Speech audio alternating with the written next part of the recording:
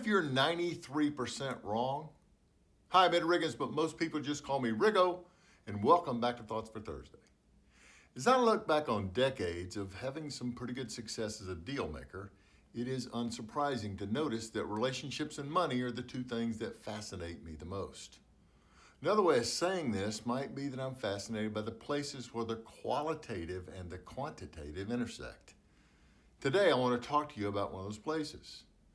Albert Mehrabian is a professor emeritus of psychology at UCLA. Through his studies, Mehrabian came up with the widely quoted 7-38-55 rule.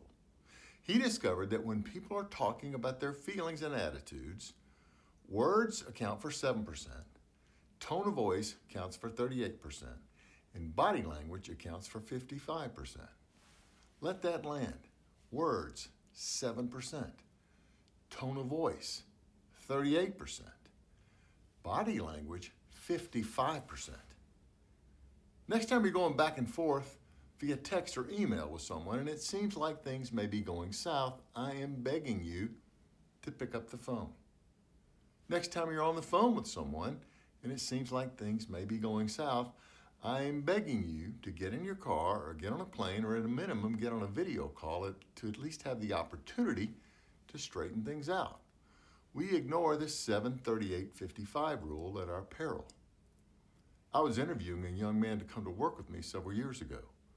This happened a long time ago and I still remember the scene. I was sitting at the second table on the right at the OK Cafe in Atlanta. I explained to this young man that there will be months and months where you will make no income while you build your commercial real estate brokerage practice. I asked him, "Are you okay with that?" In his words, he said, "Sure." But with his hand, he was nervously thrumming the table. I said, "Are you sure you're okay?" He said, "Yeah." I said, "Look down at your hand."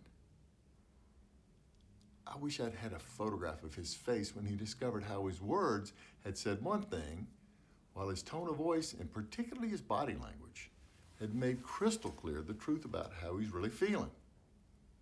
Next time you find yourself getting upset by something you got in an email or particularly a text, just remember, 93% of the information about the feelings and the attitudes of the person who sent it is not there.